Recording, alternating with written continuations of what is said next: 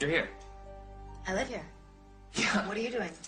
I was just gonna make you dinner since you've been so busy. Oh. What's that smell? Mulled cider. You want some? No, thanks. Say, you look relaxed. I am. You hear that? No, I don't hear anything. Exactly. Jake has been sleeping all afternoon. I went to a new doctor who gave him antibiotics. Oh. So he's sleeping.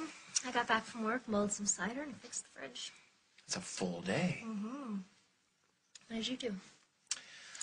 I talked to my sister. Oh, how's Maddie? She's as wise as an owl. In fact, you told me about something that I should do that might help you. What's that? Give me your foot. Give me your foot. Come on.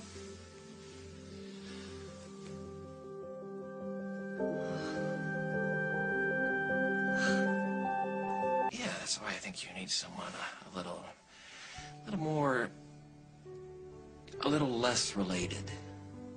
More disinterested. Yes, more No, not disinterested. More caring, more loving, more doting. Oh. Someone, who could take care of Jacob. Totally. Yes, take care of him when he's sick, when he's not sick. Oh, exactly. Someone who could take out the trash. Uh-huh. Katie, I'm really happy you feel that way. Because it's something I've been... Key works. Great. So, what do you think? Yeah, that'll do. I'm in. Great. Excuse me, who are you? Henry Coleman, this is Dr. Reid Oliver, my new roommate. Who the hell is this guy? I just told you, this is Dr. Reid Oliver, my new roommate. You didn't say anything about a threesome. A threesome? Henry doesn't live here. No, I'm not technically. I don't get my mail here, but I'm here a lot. I'm actually here almost all the time. I have my own key. So do I. And I will be getting my mail here. Reid, this is Henry Coleman, my best friend. Dr. Oliver is the one who prescribed the antibiotics for Jacob's earache. That's great. And now you're going to move in with him? Do you think that's such a good idea? Yeah, I'll have a doctor in the house. You know, Oakdale's a small town. Why haven't I seen you here before? He just moved here. If you frisk me, I'm going to expect you to take me out to dinner. What kind of doctor are you again? Brain surgeon. With a minor in pediatrics? Henry? No, and listen, don't you remember that doctor in England, the one that turned out to be a serial killer? Harold Shipman. I examined his brain as part of a neurological study into the origins of evil. Don't worry. I haven't used what I learned to kill anyone. Yet. I gotta get back to the hospital. Why don't we do this later? Just the two of us. Sure. I'll text you when I'm finished rounding.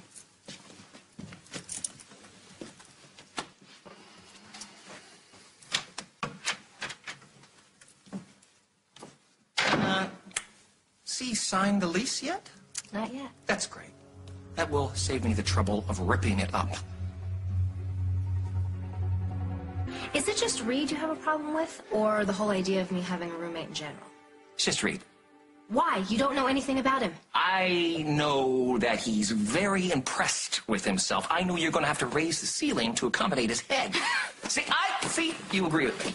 And I also think he's very insensitive to the feelings of others, namely me. This was your idea in the first place. No, it was not. Yes, it was. You agreed with me that it's hard to live alone, especially with a newborn. It is. So, I'm trying to make it easier on myself. What am I supposed to do? Sit here alone every night after I put Jacob to sleep? No, but you don't need Dr. McBrainy to keep you company. Why not? Because you got me. Better. Thanks to Dr. Oliver. Yeah, and guess what? He's gonna be staying here, so next time you're not feeling well, we will have an expert right here in the house. I just wish Henry could be happier for us, but he just worries because he loves us so much. Yeah, you know that. And Dr. Oliver, he's...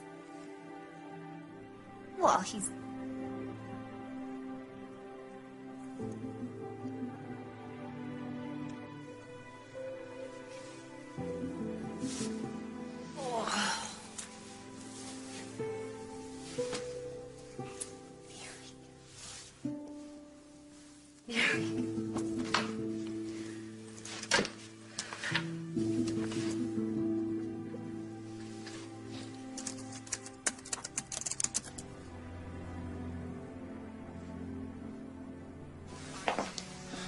Oliver.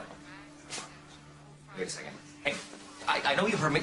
Would you please stop, please? If you're here to challenge me to a duel, I left my sword in my other lap. No, I'm here to apologize. Look, Katie's husband died a few months ago. The same day that Jacob was born, actually.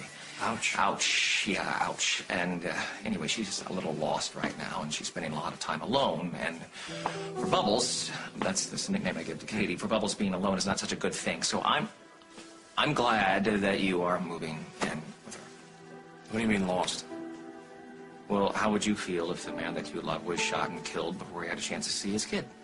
I'm not quite sure how to answer that. Well, you'd be a mess. And if you were Katie, then that would mean long, crying, hysterical jags till like 3 a.m. and inappropriate laughter and sudden mood swings and rage and then smashing the dishes, which scares the bejeebus out of the baby. But you being a world-famous brain surgeon, I'm sure you can handle all that. You're cutting into noggins all day, so you must have nerves of steel, which you are going to need.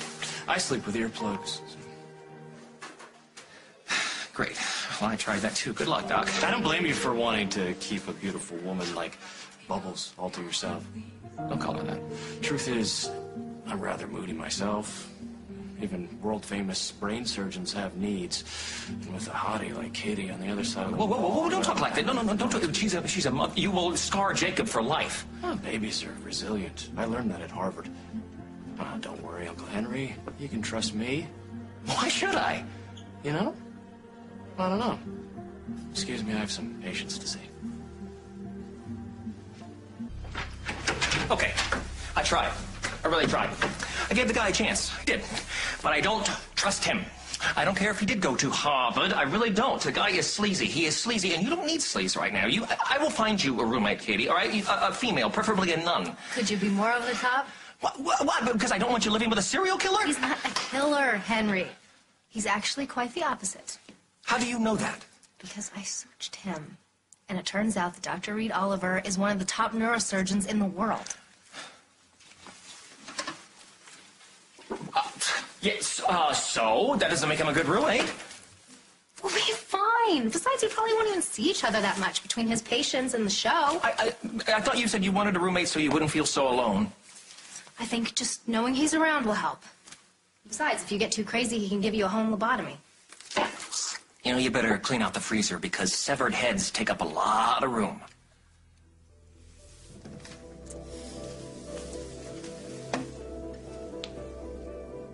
Show off. Did you bring the lease? Yeah, do you want to talk about rent? Nah, I'm just gonna send the bill to Bob Hughes anyway. He owes me at least that for putting me on hangnail duty. What about neurosurgery? If I could find somebody in this town with a brain, I might consider it, but so far, no such luck. Oh, wait, I need to know when you're going to move in because I want to make room for your stuff. I have no stuff. I was kidnapped and brought here against my will. I don't even have an extra pair of socks.